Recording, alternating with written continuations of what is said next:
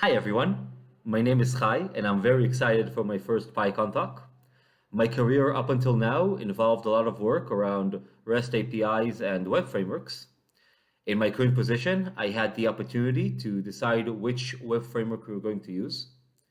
While searching for the one to meet our requirements, I looked around the many famous and less famous frameworks that the Python community had to offer and stumbled upon a new and upcoming project called FastAPI. In this talk, I would like to explain why I think that FastAPI is going to be the web framework of Python 3. I would like to show its many features, how it utilizes Python 3, and how easy it is to convert from the legacy frameworks to this one. So the first question that comes to mind is, another web framework? Why? I mean, we have Flask and Django. They're very well known in the industry. A lot of developers know how to work with them, so it's very easy to recruit new developers. And they're very well maintained and they work in production. This was also the question that my managers asked me when I first showed them FastAPI. And I wanted to answer why I was going to use a new framework, and the answer was simple. New is always better, as a great philosopher once used to say. But honestly, let's look at Flask and Django, understand their pros and cons, and then see what FastAPI gives us. So Flask is a very lightweight framework, and it has a huge community of developers that are maintaining it. Those two are a big plus, especially when you're creating a new framework.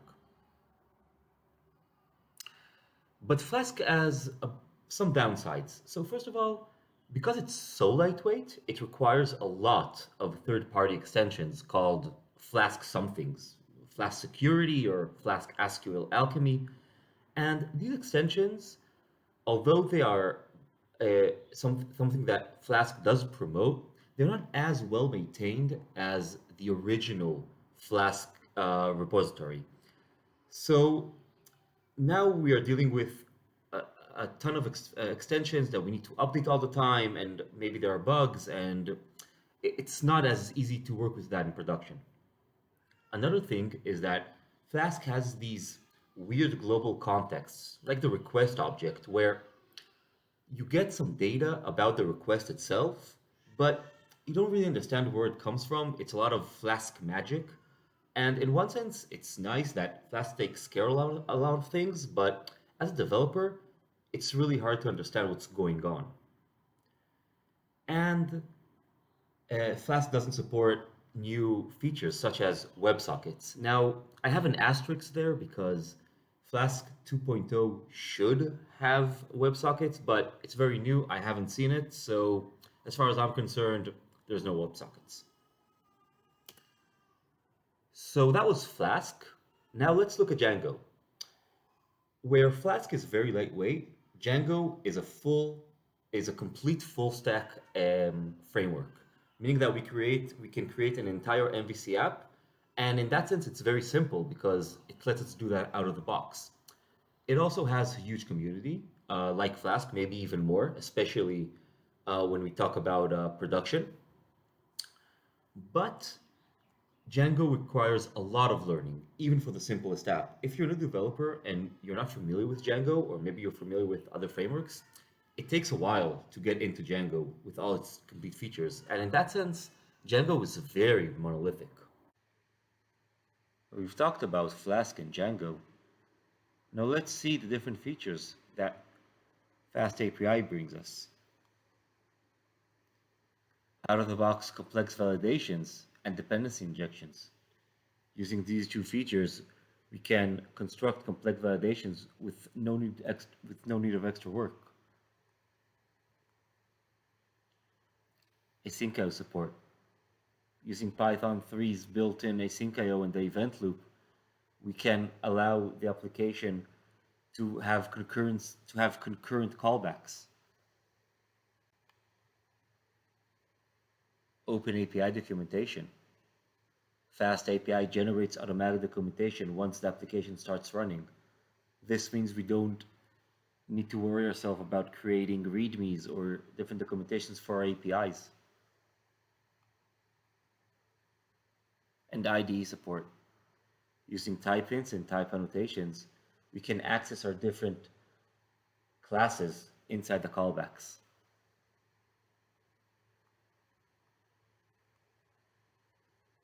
Let's drill down into each of these and show some examples.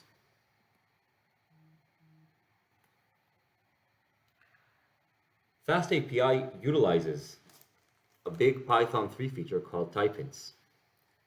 Since Python is a dynamically typed language, we have no way of understanding what the types of the attributes of a class or a function are going to be. Type hints allow the developer to add what he expects the types to be, and a third-party user of that code can understand.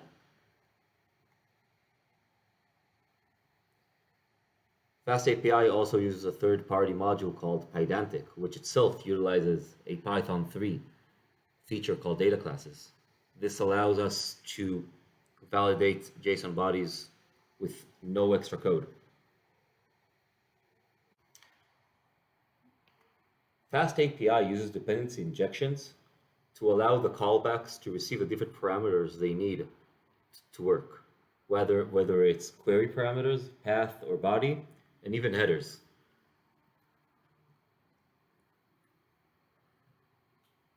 Because the way that FastAPI uses dependency injections, there's no need for additional validation frameworks.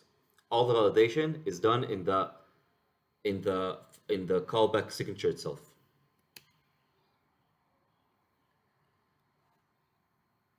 Dependency injections can be nested, which means we can get a really complex validation with no need of work. And it also means that we can use the same dependency injection callback for different routes. And the dependency injection can be either route-based or it can even be global-based. FastAPI allows us to decide in which place of the hierarchy of the application we want the dependency injection to be.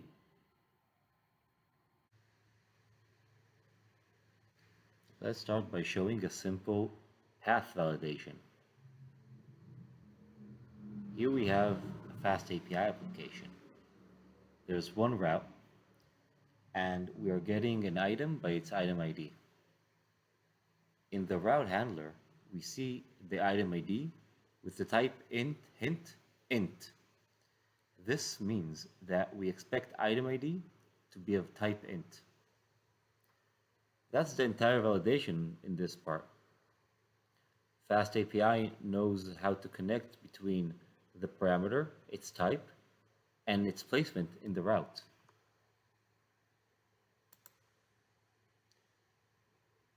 If by some chance we are not sending the item ID with a valid integer, we would get an appropriate response back. This response is completely generated with FastAPI.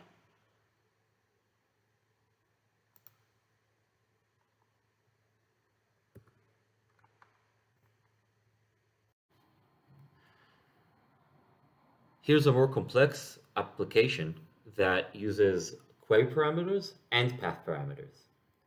In the callback itself, we see that we have the two path parameters, user ID and item ID. One should be an int, the other should be a string. And we have also some query parameters, the queue parameter and the short parameter.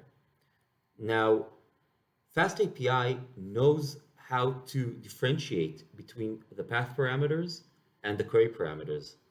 As you can see, we didn't do anything, and yet FastAPI will know where to get the data from the request itself. The queue is optional, and it can be none, and short is of type Boolean. Now, one of the good things about the type hints and the dependency injection in this case is that we see that queue is already, that short is already converted into the correct type, meaning that once the validation is complete, FastAPI knows how to convert it to the correct type. And it knows also how to accept a parameter that is non-existent, for example, if queue is none. We've talked about path parameters, and we've talked about query parameters and how FastAPI validates them and uses them. Now let's look at JSON bodies. Here we have a route that creates an item. We see here in the signature of the function, of the callback, that it receives an item of type item. What is this type item? It's a class that inherits from the base model of Pydantic. Pydantic is a third-party module that uses type hints and type annotations to do all the necessary validations using the same syntax as data classes. Here we see that item receives 4 parameters.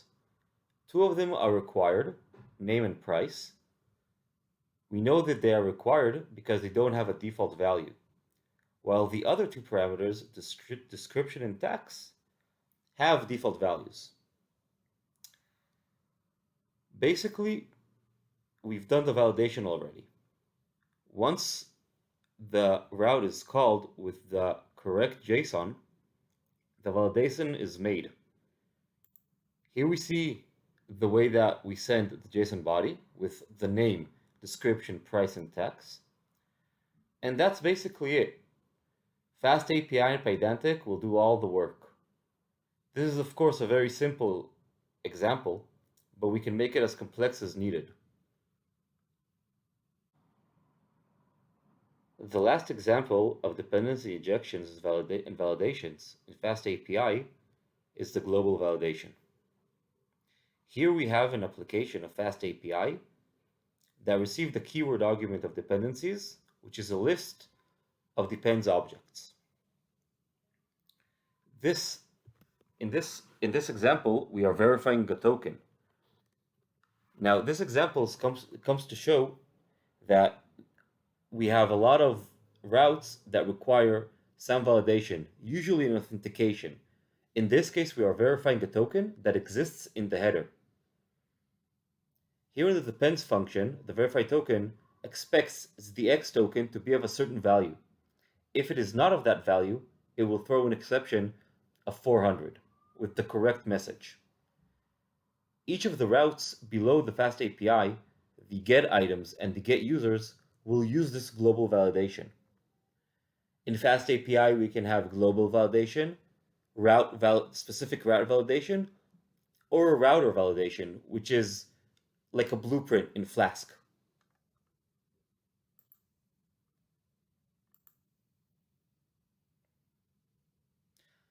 We've talked about validations and dependency injections.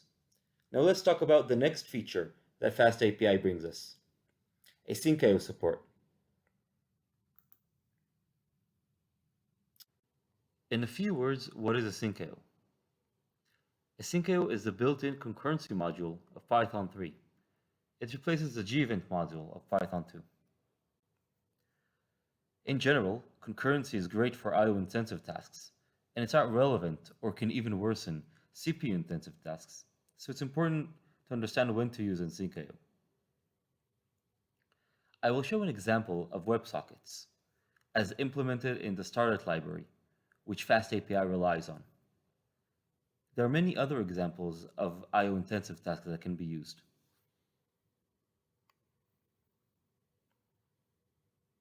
First of all, let's see how an Syncio callback looks like. We see a regular route and a regular callback, but the difference is the async syntax here. We see that in the callback, we are awaiting some library, which is probably something that's IO intensive. FastAPI, as part of the event loop, understands that in this case, we do not want to block the entire web application or the web framework. So another route can be called.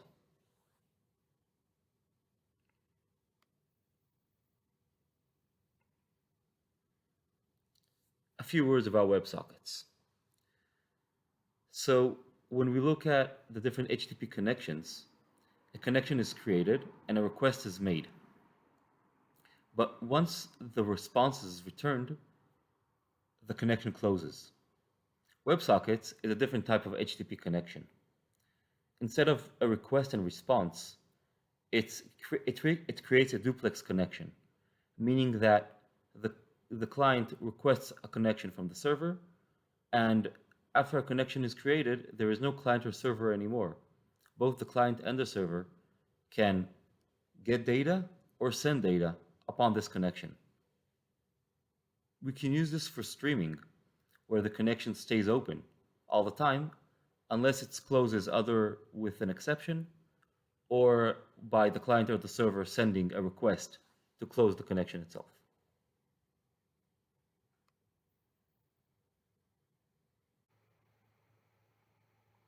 Let's see an example of how FastAPI deals with WebSockets. Here we have a FastAPI application with two routes. A simple GET route just returns an HTML response. This route doesn't have to be asynchronous since it doesn't do any I/O work.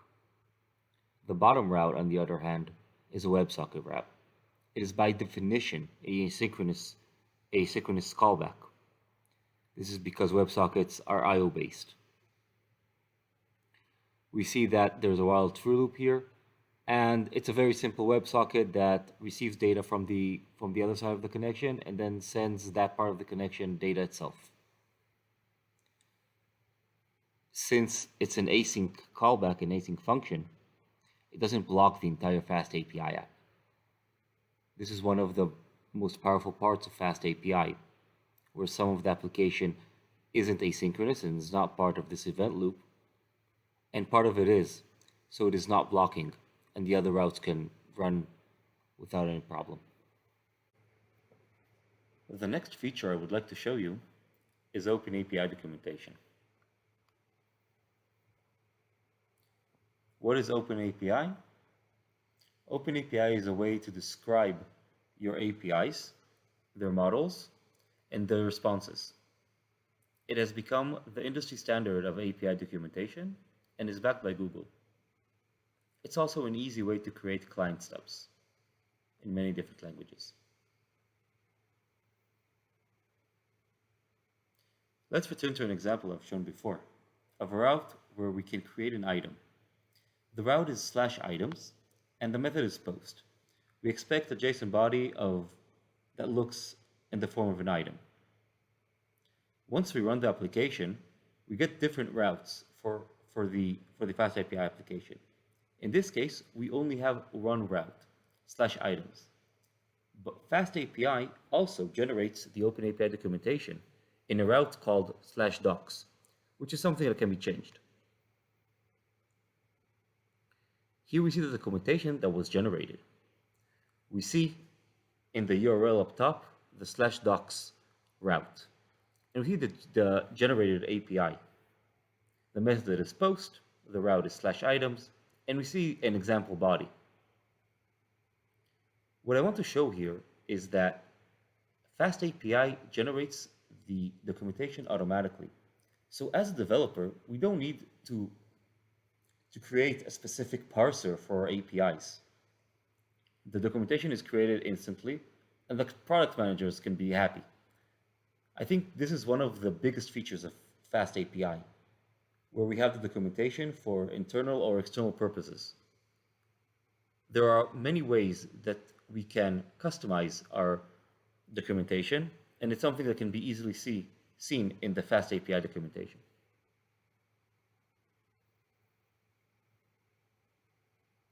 The last feature I want to show you is IDE support. When I talk about IDE support, I mean that we are using here a class called item. Item has many different properties, name, description, price, and tax, and there are many methods we want to use relevant for item. The problem is that usually, since we don't have type hints or we don't have the specific functions or types or classes, the IDE doesn't know how to support the different functionality that we need. But thanks to type hints, this is done automatically. In this example taken for PyCharm, I can see that I have the different properties and functions of item. This is of course available due to the fact that we are using type-ins. But as I've shown before in the validation part, this is all part of the same holistic approach that FastAPI looks at as part of the features that it takes from Python 3.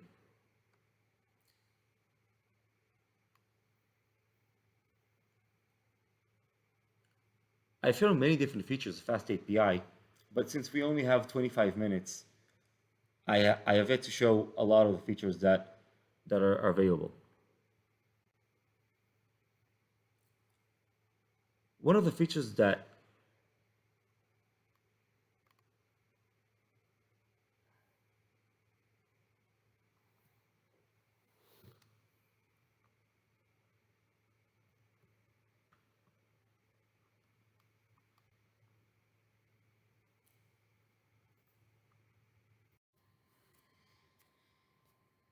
I've had the opportunity to show you many different features of FastAPI, but with the limited time that we have in this talk, I have shown you only some of the features and only some of the examples.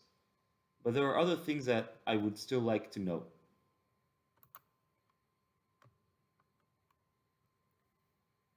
I think that the most important is that FastAPI is production ready. It is used already in different places in Netflix and Microsoft.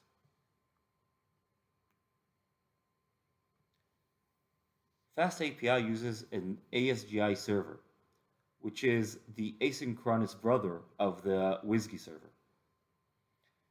The most famous WSGI server is Unicorn, so its stepson would be uvicorn, which is a lightning fast ASGI server. This makes FastAPI lightning fast.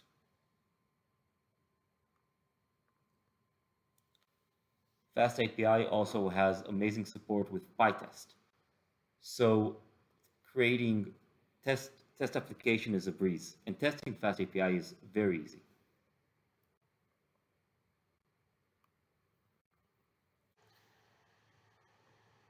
Thank you everyone for listening to my talk on FastAPI and its different features.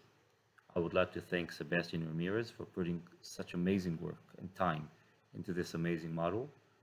And I hope that everyone has time to look into it and create their own FastAPI applications.